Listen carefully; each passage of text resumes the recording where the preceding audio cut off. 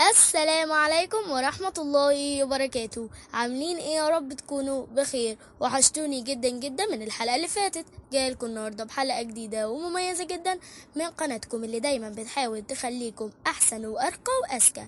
النهاردة حلقتنا مش حكاية ومش قصة. النهاردة هنتكلم عن 5 حاجات بسيطة بنعملها كل يوم، بس من غير ما ناخد بالنا هي بتأثر علينا جامد. حاجة ممكن تكون عادة بقت جزء من يومنا، بس في الحقيقة بتخلينا أقل احترام وأقل وعي وأبعد عن الأخلاق اللي بتخلينا بشر راقيين.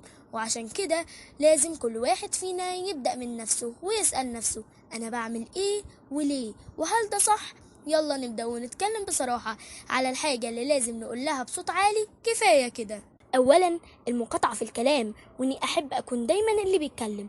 بصوا كده يا جماعة، حد بيحكي ومتحمس ومركز وفجأة حد يقطعه ويبدأ يتكلم. طب ليه؟ المقاطعة مش بس قلة ذوق، لأ، دي كمان بتقول إننا مش مهتمين باللي قدامنا، وإننا شايفين إن اللي عندنا أهم من أي حد. ودي حاجة لو حصلت لنا هنتضايق منها قوي، صح؟ خلي بالكو، الإنسان الذكي مش اللي بيتكلم كتير، الذكي هو اللي يسمع أكتر ويعرف إمتى يتكلم وإمتى يسكت. قاعدتنا هنا: لو مش عارفين نسمع غيرنا محدش هيسمعنا. ثانيا، التريقة والسخرية تحت مسمى الهزار، دي بقى منتشرة جدا للأسف. زي: انت بتتكلم كده ليه؟ ايه الجزمة دي؟ جايبها منين؟ ويمسكوا في حد ويضحكوا عليه طول اليوم، وبعدين يقولوا ما هو هزار، ما تكبروش الموضوع. لا، ده مش هزار، دي اسمها إهانة ملفوفة في ضحكة. الشخص اللي بنتريق عليه ممكن يضحك قدامنا بس يروح بيته مكسور تعبان فاقد ثقته بنفسه، وده اسمه تنمر غير مباشر. والأسوأ إنه بيبقى قدام الناس، فبنكسر اللي قدامنا وإحنا مش حاسين. عايزين نبقوا جامدين حقيقي، نساعد الناس تحب نفسها مش نكرهها في روحها. قاعدتنا هنا: لو ضحكتنا بتوجع حد يبقى دي مش ضحكة، دي خنجر.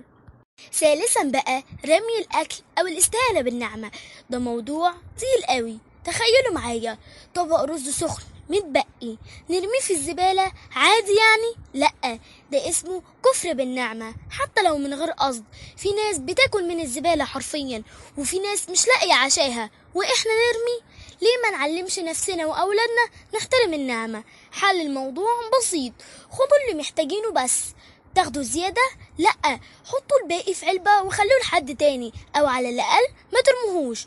قاعدتنا هنا: اللي بيحترم النعمة بتحبه. وندخل بقى في رابعا، وهو الزعيق والصوت العالي على أي حد. بجد، ليه لما بنتضايق لازم نزعق؟ لما ماما تنادينا نرد بعصبية، لما حد يغلط نشخط فيه. الزعيق مش بيوصل الرسالة أسرع، بالعكس، الزعيق بيقفل ودان اللي قدامنا وممكن يخليه يرد بنفس الأسلوب. الصوت العالي مش قوة، ده ضعف في التحكم في النفس. والقوي الحقيقي هو اللي يعرف يتكلم بعقل ويوصل للي عايزه من غير ما يهين حد. قاعدتنا هنا: الهدوء مش ضعف، الهدوء ذكاء. وخامسا بقى، اننا نكسل نعتذر.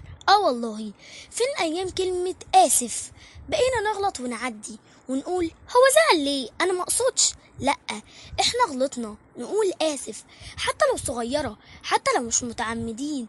الاعتذار مش اهانة، ده قمة الادب والشجاعة. وعلى فكرة، في فرق كبير بين انا اسف ومقصودش يعني. الاولى فيها اعتراف، التانية فيها تهرب. قاعدتنا هنا: الناس مش هتكرهنا لو اعتذرنا، بس هتبعد عننا لو تجاهلنا. بصوا يا جماعة، الحاجات دي ممكن تبان بسيطة بس تأثيرها كبير جدا. كل عادة سيئة بتبطلها بنكبر، بنبقى أنضج، أهدى، أذكى وأرقى. مفيش حد كامل، بس في ناس بتحاول وفي ناس بتستسلم، واحنا إن شاء الله من اللي بيحاولوا. لو عجبتكم الحلقة ما تنسوش بقى تعملوا لايك للفيديو واشتراك في القناة لو لسه ما اشتركتوش، وفعلوا الجرس عشان توصلكم كل الحلقات الجديدة أول بأول. واكتبوا لي في الكومنتات ايه اكتر عادة من دول حسيتوا انها عندكم وقررتوا تبطلوها. وبس كده، كان معاكم ملك اسلام.